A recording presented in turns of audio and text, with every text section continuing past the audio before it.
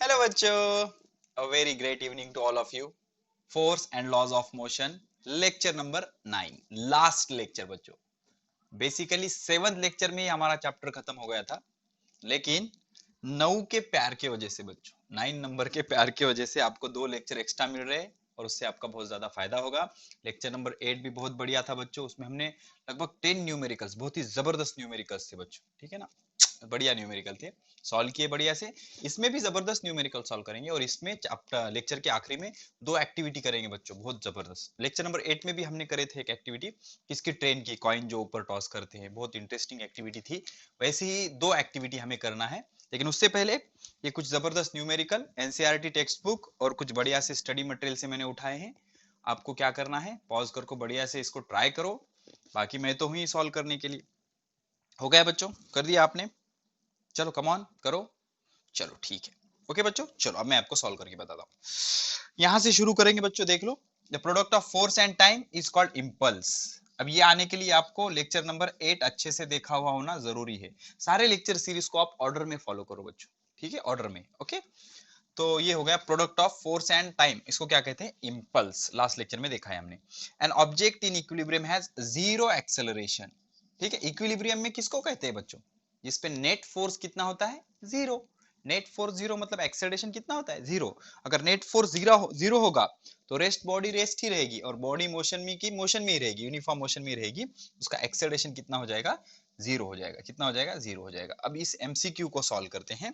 क्या कह रहा है, a body P has mass 2m and velocity 5v. Another body Q has mass 8m and velocity 1.25v. The ratio of their momentum of P and Q. चलो कोई बात नहीं, momentum of P divided by momentum of Q, समझ रहे हो, momentum P से denote करते हैं। दो बॉडीज है P and Q, तो क्या आएगा, मोमेंटम क्या होता है, mass of P into velocity of P divided by mass of Q into velocity of Q। Ratio मतलब उसका डिवीजन, और मोमेंटम क्या होता है, मास इनटू वेलोसिटी, ठीक है। तो मास ऑफ पी, पी का मास कितना है 2m into velocity of P कितना है 5v divided by another mass Q, Q का मास कितना है 8m इनटू वेलोसिटी कितनी है 1.25v। तो ये यम यम वी वी क्या हो गया, कैंसिल हो गया।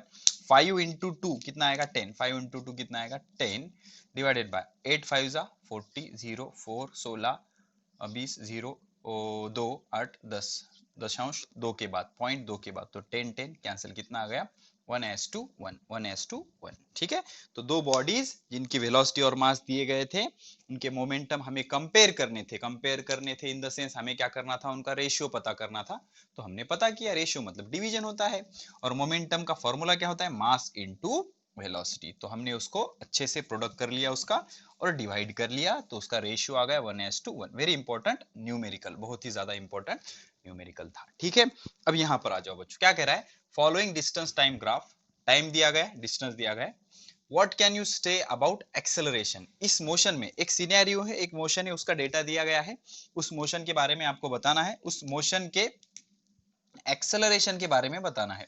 अब एक्सेलरेशन के बारे में जो पता चलेगा वही तो चीज किसके बारे में होगी, फोर्स के बारे में। क्यों, because force is equal to क्या होता है, मास इनटू एक्सेलरेशन। मास तो ऑलवेज कैसा होता है, कांस्टेंट, तो force is directly proportional to acceleration. जो भी एक्सेलरेशन के बारे में होगा वही फोर्स के बारे में भी होगा। तो थोड़ा सा डेटा को ऑब्जर्व करते हैं। जब टाइम 0 है तो डिस्टेंस भी 0, टाइम 1 सेकंड है तो डिस्टेंस भी 1 सेकंड, 2 पे 8 है, 3 पे 27, 4 पे 64, 5 पे 125, 6 पे 216, 7 पे 343। तो इसको अगर आप ऑब्जर्व करोगे तो इससे एक इक्वेशन बनेगा, 2 का क्यूब 8 है बच्चों, 2 इंटू 4, 4 इंटू 2 8, 3 का क्यूब 27, 4 का क्यूब 64, 5 का क्यूब 125। तो देख लो बच्चों, distance S is directly proportional to T cube, ये इक्वेशन बनता है यहां से। Distance S is directly proportional to T cube, T के जगह 0 रखो, 0 cube 0, 1 cube 1, 2 cube 8, 3 cube 27, 4 cube 64, 5 cube 125। तो इक्वेशन क्या बना मोशन का, S directly proportional to T square. अब देख लो बच्चों, अगर S directly proportional to T होता तो ये यूनिफॉर्म मोशन होती, क्या होती, यूनिफॉर्म मोशन। तो अगर यूनिफॉर्म मोशन होती तो इसके बारे में हम कह सकते कि यूनिफॉर्म मोशन का एक्सेलरेशन कितना हो जाता, जीरो। अब एक्सेलरेशन जीरो मतलब फोर्स भी कितना हो जाता, जीरो। तो बॉडी इक्विलिब्रियम में होती अगर S directly proportional to T होता। अगर S directly proportional to T square होता तो इसको क्या कहते हैं हम, एक्सेलरेशन इज कांस्टेंट। एक्सेलरेशन कैसा होता, कांस्टेंट होता, यूनिफॉर्म होता, एक्सेलरेशन कांस्टेंट होता। इस वजह से फोर्स भी क्या होता, कांस्टेंट होता। क्या होता, कांस्टेंट होता। लेकिन यहां पर क्या है, displacement is directly proportional to T cube है, तो इस बारे में क्या हो जाएगा, एक्सेलरेशन इंक्रीजिंग। एक्सेलरेशन बढ़ रहा है, हर इंटरवल में ज्यादा डिस्टेंस वो ट्रैवल कर रहा है ना, तो acceleration is increasing. Acceleration increasing मतलब फोर्स भी क्या हो जाएगा आपका, इंक्रीजिंग हो जाएगा। क्या हो जाएगा, इंक्रीजिंग। समझ रहे हो, because force is directly proportional to acceleration. तो ये इसका लॉजिक है। तो ये दो चीजें भी आप समझ लो, अगर S directly proportional to T होता तो एक्सेलरेशन जीरो और फोर्स भी जीरो होता, और मोशन कैसे होती, यूनिफॉर्म होती। अगर आपको data S directly proportional to T square देते तो एक्सेलरेशन कांस्टेंट होता, फोर्स कांस्टेंट होता। T cube, T raise to four, इन सारे सिचुएशन में क्या हो जाता, एक्सेलरेशन इंक्रीजिंग, तो फोर्स भी कैसा आ जाएगा, इंक्रीजिंग। तो पहला आंसर भी आ गया और दूसरा आंसर भी आ गया। एक्सेलरेशन के बारे में आप क्या कह सकते हो, इस मोशन में एक्सेलरेशन इंक्रीजिंग है और इस वजह से फोर्स भी क्या है, इंक्रीजिंग है। Why, because her time interval में वो ज्यादा टाइम ट्रेवल करने की कोशिश कर रहा है। कोशिश क्या कर रहा है, ज्यादा टाइम वो ट्रेवल कर रहा है। ठीक है, अब यहां पर आ जाते हैं बच्चे, ये बहुत ही कंसेप्चुअल प्रॉब्लम है, बहुत ही इंपॉर्टेंट। एनसीईआरटी से, एनसीईआरटी एक्सरसाइज से हमने उठाया इसे। क्या कहते हैं, two object each of mass 1.5 kilogram. तो क्या करते हैं हम, ड्रॉ कर देते हैं। चलो, ये एक ऑब्जेक्ट है, ये दूसरा ऑब्जेक्ट है। ठीक है, this is object number 1, this is object number 2। इसका मास कितना है, 1.5 किलोग्राम, और इसका भी मास कितना है, 1.5 किलोग्राम। ठीक है, फिर are moving in the same straight line in opposite direction. ये इंपॉर्टेंट है, मतलब एक इधर आ रहा है, दूसरा इधर आ रहा है, अपोजिट डायरेक्शन में, स्ट्रेट लाइन में। After collision stick to each other. Okay, अब इसकी इनिशियल वेलोसिटी देनी चाहिए थी। ठीक है, सपोज इसकी इनिशियल वेलोसिटी क्या है, इनिशियल वेलोसिटी दी हुई है इसकी। इसकी इनिशियल वेलोसिटी है सपोज 2.5 मीटर पर सेकंड, दोनों की इनिशियल वेलोसिटी।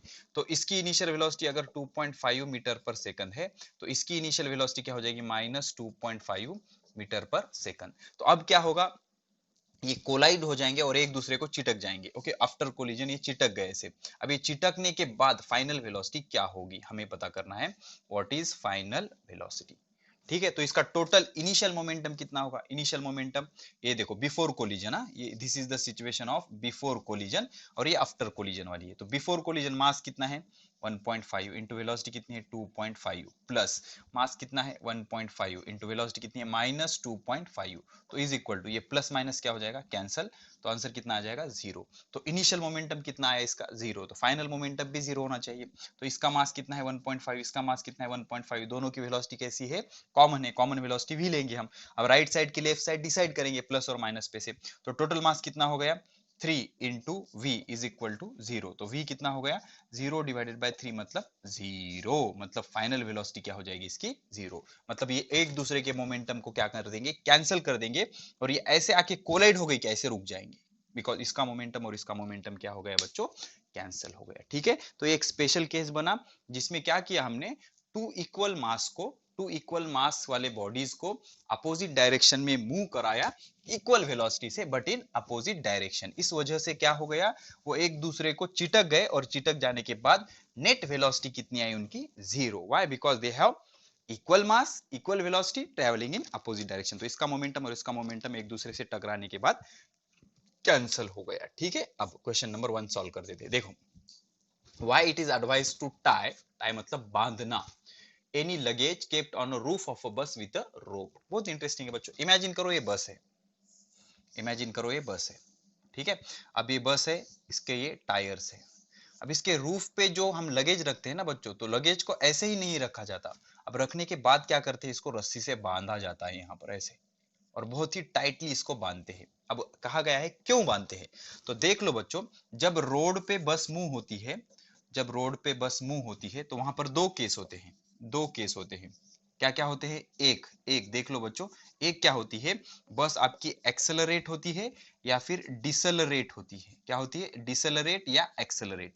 अब ये जब ये सडनली एक्सेलरेट हो जाएगी, जब ये सडनली एक्सेलरेट हो जाएगी, तो ये जो लगेज है बच्चों, ये जो लगेज है, इसका बेस तो इसके साथ मूव होगा, लेकिन इसका जो टॉप है वो स्टिल एयर में रहेगा। एयर में रहेगा, और because of inertia of rest ये क्या फील करेगा, बैकवर्ड फोर्स फील करेगा। तो बस आगे चली जाएगी। अगर आपने बांधा नहीं, इसको बांधा नहीं आपने रस्सी से, तो क्या हो जाएगा, लगेज आपका पीछे चले जाएगा। क्या हो जाएगा, पीछे चला जाएगा। तो जब बस एक्सेलरेट होगी तो आपका लगेज पीछे गिर सकता है।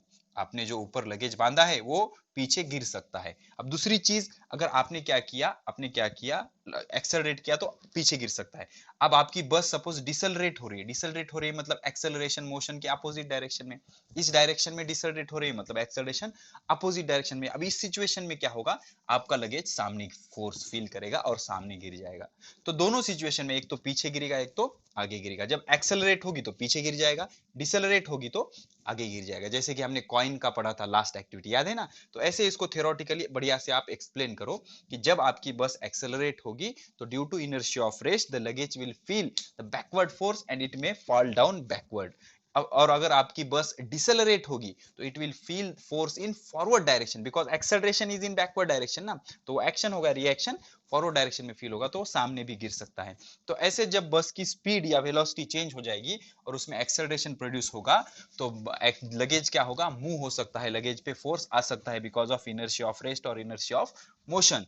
तो वो मूव नहीं हो, इसलिए क्या करना पड़ेगा हमें, उस लगेज को बहुत बढ़िया से, बहुत टाइटली रस्सी से बांधना पड़ेगा। ठीक है, ये चीज आप 2-3 पॉइंट में बढ़िया से एक्सप्लेन कर दो, आपको पूरे मार्क मिल जाएंगे। ठीक है, ये भी क्वेश्चन हमारा एनसीईआरटी से था। ठीक है, अब आ जाते हैं हम न्यूमेरिकल नंबर 4। बहुत ही ज्यादा इंपॉर्टेंट और बहुत ही अच्छा, सारे कंसेप्ट को रिवाइज करने वाला न्यूमेरिकल है। देख लो बच्चों, Reena is riding a scooter along straight line। ठीक है, the combined mass of Reena plus scooter, चलो क्या करेंगे, दिस इज द स्कूटर, ये स्कूटर है रीना का, बढ़िया सा स्कूटर, और इस पे बेचारी रीना बैठी हुई है कुछ इस तरह से।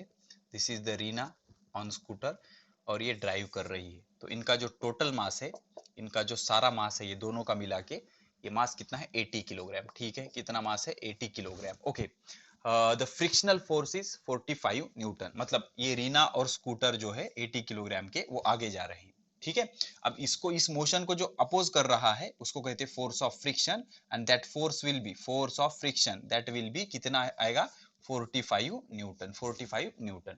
What is the magnitude of driving force, मतलब कितना फोर्स लगा रहा है। दो सिचुएशन दिए, number one, if she is moving with constant speed, number one, if she is moving with constant speed, velocity constant हो गया, वेलोसिटी नहीं सर, स्पीड कांस्टेंट है। यहाँ पर एक लाइन लिखी है बच्चों, अच्छे से देखो, Reena is moving a scooter along a straight line.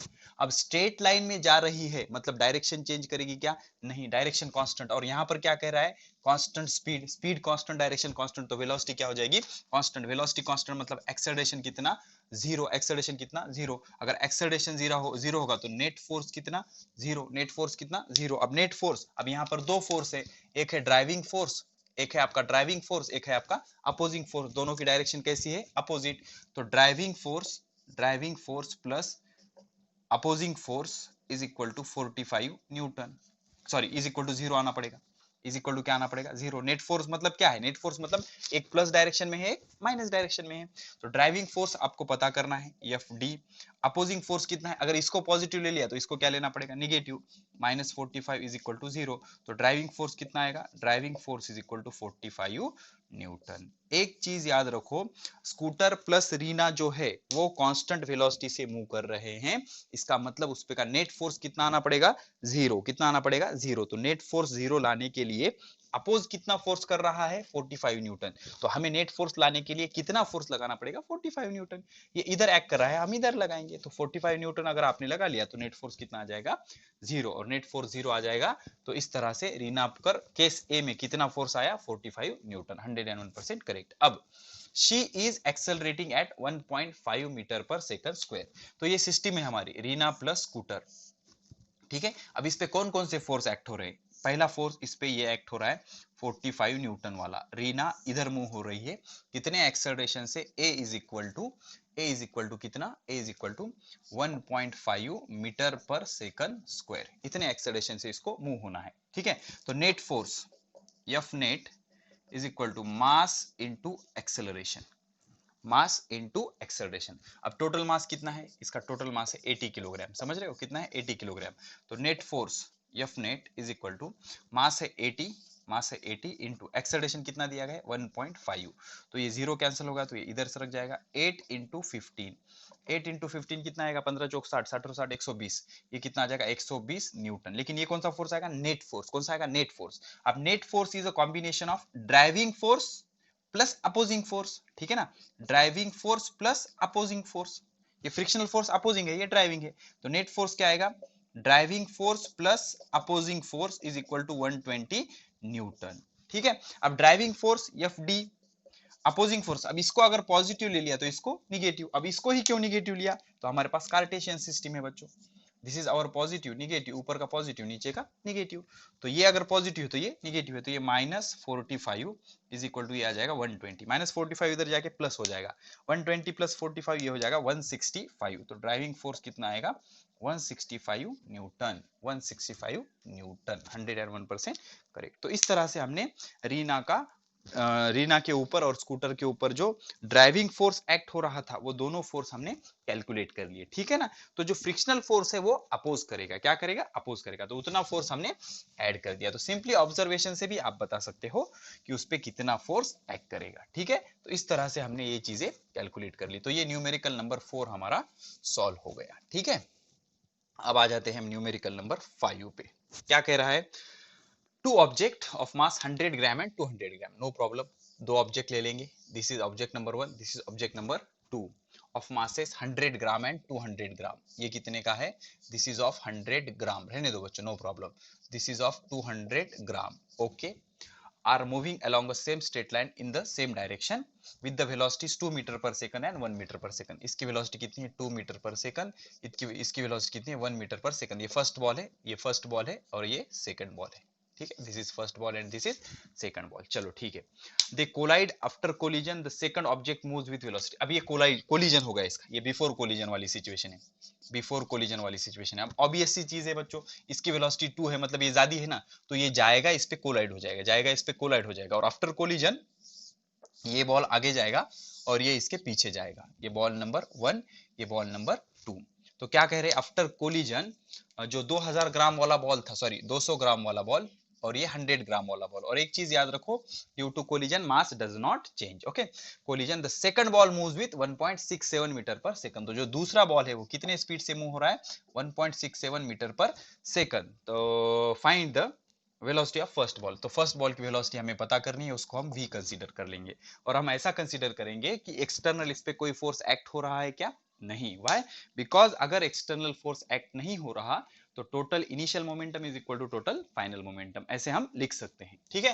तो मोमेंटम बिफोर कोलिजन मतलब initial momentum is equal to final momentum, initial momentum is equal to final momentum, तो इनिशियल मोमेंटम क्या होगा, ये देख लो, ये सिस्टम है इनिशियल मोमेंटम की, तो मास कितना है 100 ग्राम, ग्राम रहने दो बच्चों, इनटू वेलोसिटी कितनी है 2 प्लस प्लस मास कितना है 200 ग्राम इनटू वेलोसिटी कितनी है 1 इज इक्वल्स टू, अब मास कितना है 100 ग्राम इनटू वेलोसिटी कितनी है v पता करनी है, प्लस मास कितना है 200 ग्राम इनटू वेलोसिटी कितनी है 1.67, ठीक है। अब सारे ग्राम कैंसिल हो जाएंगे, सारे ग्राम कैंसिल हो जाएंगे, मतलब आंसर किस में आएगा एसआई यूनिट में, सारे को ग्राम से डिवाइड कर लिया। अब 100 इंटू 2 कितना हो जाएगा 200 प्लस ये 200 इंटू 1 कितना हो जाएगा 200 is equal to 100 into V क्या हो जाएगा 100 वी प्लस, अब ये दो जीरो कैंसिल हो गए तो ये इधर सरक जाएगा, ये आएगा 2 इंटू 167, तो 200 प्लस 200 ये हो जाएगा 400 is equal to 100 V plus 7 334, ये प्लस आके इधर क्या हो जाएगा माइनस, तो ये क्या हो जाएगा 100 V is equal to 400 minus 334, तो इधर का एक इधर, इधर का इधर का 10 माइनस 4 6, 9 माइनस 3 6, यहाँ कितने बचे 3, 3 माइनस 3 0, क्या आ जाएगा 100 v, तो v क्या आ जाएगा 66 डिवाइडेड बाय 100। अब इसको क्या करोगे, इसको हम क्या करेंगे, ये 2.1 2 इधर सरकेंगे, 1 2 इधर सरकेंगे, तो आंसर विल बी 0.66 मीटर पर सेकंड, क्या है आंसर 0.66 मीटर पर सेकंड, 101% करेक्ट, ठीक है। तो इस तरह हमने सेकंड बॉल की स्पीड फाइंड आउट कर ली। ऐसा एक प्रॉब्लम हमने लेक्चर नंबर 8 में भी सॉल्व किया था बच्चों, ठीक है।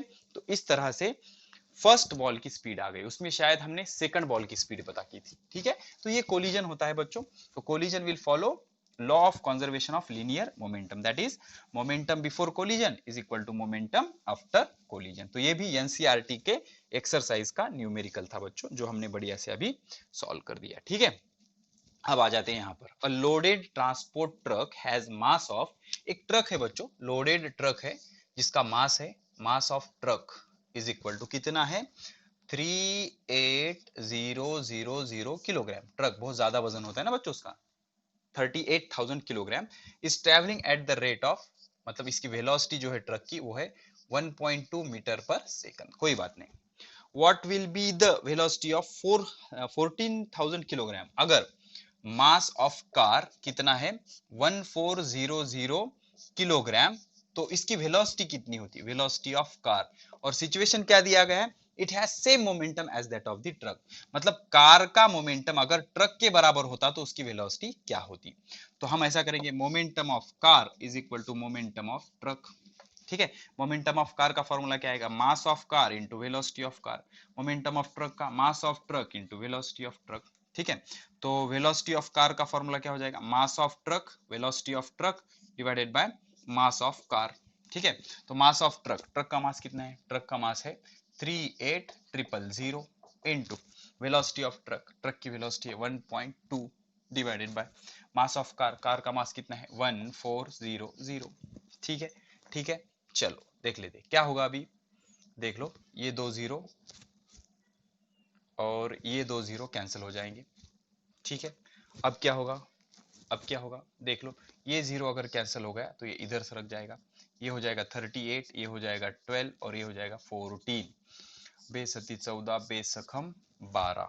ठीक है, 8 4 7 18 और 4 22 डिवाइडेड बाय 7, लाइट चले गई बच्चों, 228 डिवाइडेड बाय 7 दिख रहा है क्या, चलो perfect, no problem. 228 divided by 7 क्या हो जाएगा, ये 7 1 जा 1, 7 3 21 7 2 14 5, तो ये क्या आ गया 32.5 मीटर पर सेकंड। ओके, तो इतने स्पीड से आपकी कार मूव करेगी। सिचुएशन क्या दी गई थी बच्चों, सिचुएशन ये दी गई थी कि दोनों का मोमेंटम कैसा ले लो कहा था उन्होंने, सेम, तो मोमेंटम हमने सेम ले लिया, कार का और ट्रक दोनों का मोमेंटम हमने सेम ले लिया, तो आंसर क्या आया 32.5 मीटर पर सेकंड, 32.5 मीटर पर second. So this is the answer of that particular problem. Okay, तो लास्ट प्रॉब्लम बच जाता है बच्चों, लास्ट प्रॉब्लम क्या है, a constant retarding force of 50 Newton on a body. Okay, मतलब फोर्स कितना है, रिटार्डिंग है मतलब माइनस लेना पड़ेगा, -50 न्यूटन। अब माइनस क्यों लेना पड़ेगा, बिकॉज वो रिटार्डिंग है ना, अपोजिट डायरेक्शन में एक्ट हो रहा है मोशन के, on a body of mass 20 kilogram. Mass कितना है बच्चों 20 किलोग्राम, मास कितना है 20 kilogram, moving initially with a speed of, तो इनिशियल स्पीड कितनी है इसकी 15 मीटर पर सेकंड। तो आपको क्या करना है, how long it will take, मतलब टाइम पता करना है, टू स्टॉप, स्टॉप मतलब रुक गई, मतलब फाइनली इसकी वेलोसिटी कितनी हो गई 0। तो ये सारी सिचुएशन है, आपको टाइम पता करना है, कितने टाइम में आपकी जो कार है या जो कुछ भी बॉडी है वो 0 हो जाएगी। अब फोर्स निगेटिव क्यों लिया समझ में आया, बिकॉज मोशन के अपोजिट है, रिटार्डिंग है ना वो, तो क्या हो जाएगा force is equal to mass into acceleration. So force is equal to mass, acceleration क्या होता है v minus u divided by t, तो टाइम को इधर ले लेंगे, टाइम क्या हो जाएगा mass in bracket v minus u divided by force. ठीक है, अब मास कितना है बच्चों, देख लो, मास है 20 किलोग्राम इनटू v कितना है, v इज 0 माइनस यू कितना है, यू किधर गया, यू है 15 divided by divided by divided by आपका फोर्स कितना है -50। ठीक है, कोई बात नहीं, तो 0 माइनस 15 क्या हो जाएगा -15 इंटू 20 क्या हो जाएगा -300। समझ रहे हो, 15 दूनी 30 0 और ये -50, तो माइनस माइनस कैंसिल, 0 कैंसिल हो गए, ये 6 आ गया, तो टाइम कितना 6 सेकंड। तो बेसिकली 6 सेकंड में आपकी जो बॉडी है वो रुक जाएगी, अगर आपने 50 न्यूटन फोर्स अपोजिट डायरेक्शन में लगाया तो 6 सेकंड में आपकी पूरी जो बॉडी है वो आराम से रुकाई जा सकती है। तो इस तरह से हमने क्या किया, बॉडी को रुका दिया। ठीक है, हो गया बच्चों, तो इस तरह से सारे न्यूमेरिकल्स हमने सॉल्व कर लिए। ठीक है बच्चों, तो ये लिखे वाले न्यूमेरिकल पूरे हमने अच्छे से बना लिए। अब आ जाते हैं हम एक्टिविटी पर। ओके, एक एक्टिविटी बनानी है हमें। क्या दिया गया है, student A and student B are sitting on identical chair. दो स्टूडेंट है बच्चों, student A and student B दोनों के रिवॉल्विंग चेयर है। इमेजिन करो these are the revolving chair, ठीक है। ये चाक होते हैं ना बच्चों रिवॉल्विंग चेयर को, ये रिवॉल्विंग चेयर आइडेंटिकल है, दोनों इस पे सिटिंग है रिवॉल्विंग चेयर, ओके। ये स्टूडेंट ए है और ये स्टूडेंट बी है, ठीक है। दो स्टूडेंट है, दो रिवॉल्विंग चेयर पे बैठे हुए। अब क्या कह रहे हैं ये, as shown in figure student A is heavier than student B, मतलब mass of student A is greater than mass of student B, समझ रहे हो, mass of student A is greater than mass of student B. अब क्या कर रहा है, student A suddenly push with his feet to student B, student A क्या किया, इसके पैर से इसको ढकला, समझ रहे हो, ऐसे बैठ के इसके पैर से उसको उसने पुश किया, इसने उसको पुश किया, ठीक है। तो अब क्या पूछ रहा है, number 1, which one has which one feel greater force, which one feel greater force, ठीक है। तो अब आपको यहां पर क्या लग सकता है कि जिसका मास कम है उसको फोर्स ज्यादा फील होगा, लाइट भी आ गई, लेकिन ऐसे नहीं होता बच्चों, ऐसे नहीं होता। अब इसने इस पे जितना एक्शन डाला, एवरी एक्शन, ये हो गई action, every action has equal and opposite reaction, तो दोनों में से कोई भी ज्यादा फोर्स फील नहीं करेगा, बोथ विल फील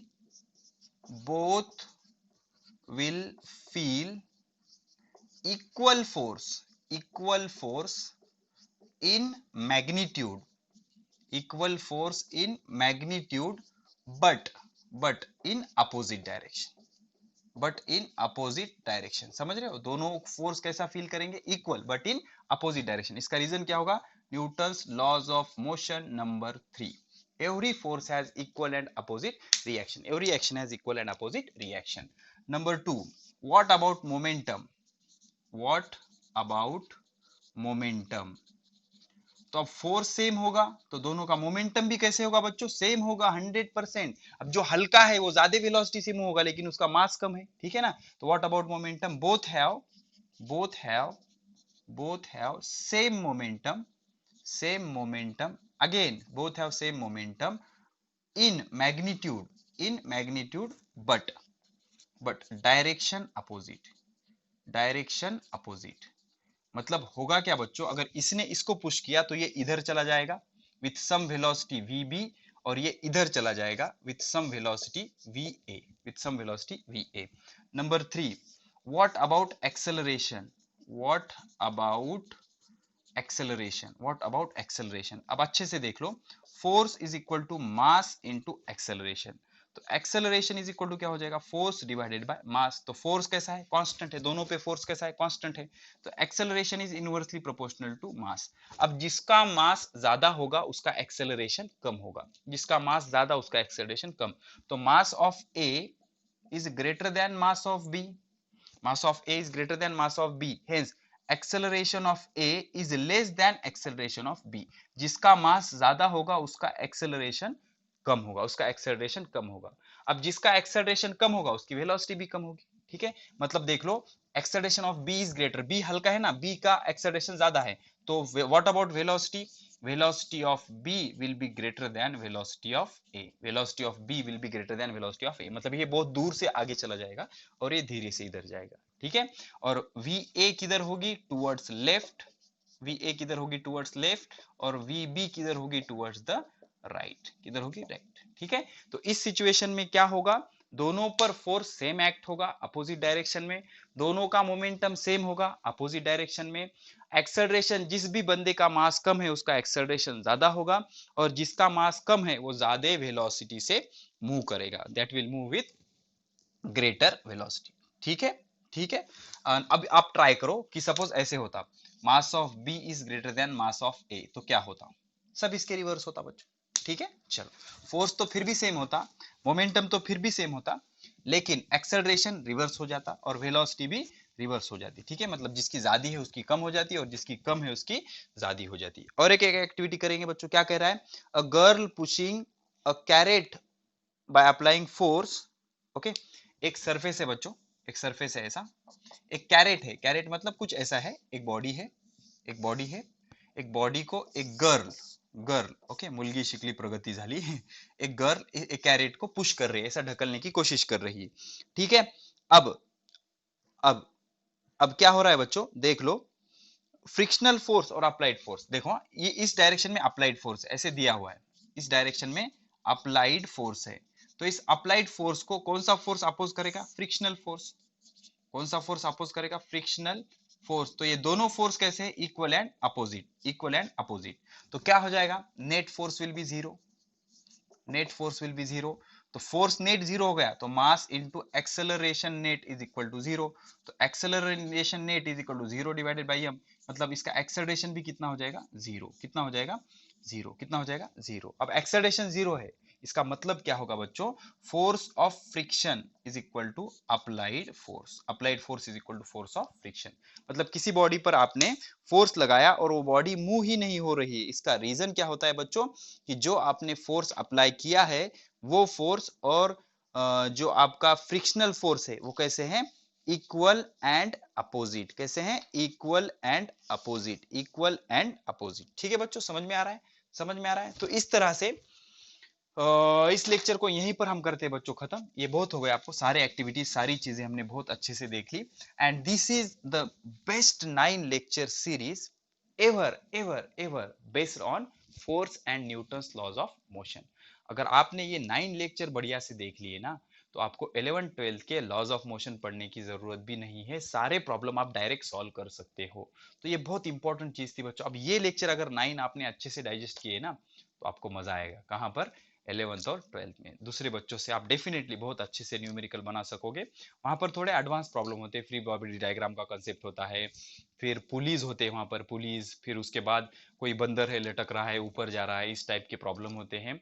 तो वो सारे प्रॉब्लम आप आसानी से सॉल्व कर सकते हो। ठीक है, तो this is the basic of force and Newton's laws of motion. तो आपके फर्स्ट टर्म के 2 चैप्टर खत्म हो गए, एक मोशन, दूसरा force and Newton's laws of motion. एक बच जाता है ग्रेविटेशन। ग्रेविटेशन के लेक्चर्स ऑलरेडी यूट्यूब पर अवेलेबल है, फिर भी हम एनसीईआरटी पैटर्न से अलग उसके लेक्चर लेंगे और वो भी चैप्टर कंप्लीट कर लेंगे।